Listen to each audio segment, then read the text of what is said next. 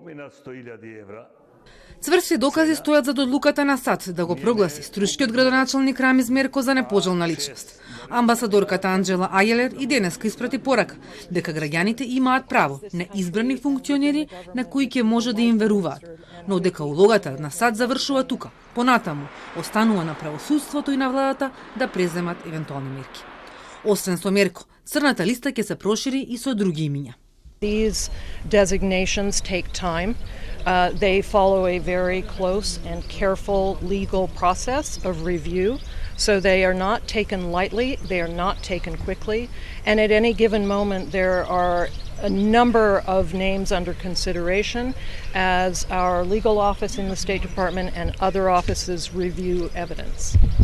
So I can't speak to timing on any future announcements. I'm confident there will be those coming. When that is, I can't say because that process is so careful. But just to reinforce that we, the United States, take this very, very seriously and take allegations and then evidence of corruption very seriously because the people of North Macedonia, the citizens of this country, have the right to have elected officials that they can believe in and that they trust.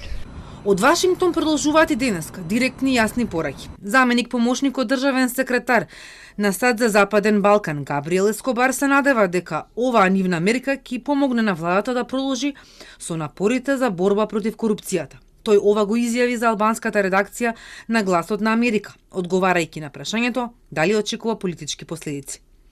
Во истото интервју, координаторот за антикорупција на Стейт Департментот, Ричард Нефју, рече дека не може да сподели повеќе детали зошто градоначалникот на Струга Мерко е ставен на американската црна листа. Но смета дека американскиот државен секретар имал веродостојни информации.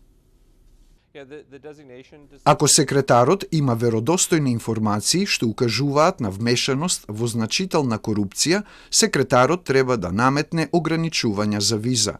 И така, од гледна точка на законот, од нас се бара да действуваме кога тие информации се достапни. Од владата пак фокусот го насочуваат кон правни последици.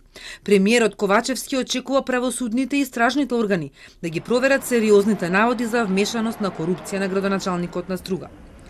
Причините поради кои САД го стави на црна листа, според Ковачевски, се потврда дека на правосудството му е потребен генерален ремонт. Исто така треба и да се запрашаат како тоа Соединетите американски држави дошле до такви информации на кои што ја базирале својата одлука, а се наоѓаат на неколку илјади километри од тука, а нашите органи не дошле до такви податоци во текот на сите изминати години. Ова само уште еднаш потврдува дека на нашиот истражен и правосуден систем му треба генерален ремонт со оглед на тоа дека сакаме да живееме во европска држава. Дали какви постапки се водат за Мерко? И дали знаат за каква значителна корупција се најде на црната листа? Од обвинителството најавија одговор во текот на денот. Стејт Департментот утврдил дека Мерко, освен што присвојува средства, се мешал и во судски процеси.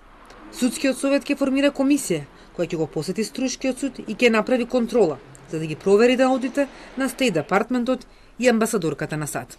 Во текот на минатата и оваа година имало 15 представки од граѓани на Струга за работата на Струшкиот суд, додека судскиот совет водел 2 постапки за судии од истиот суд, но напоменувам дека во ниту еден случај не се доведуваат во врска со градоначалникот на Струга Рамис Мерко, туку за конкретни предмети во кои се засегнати странките.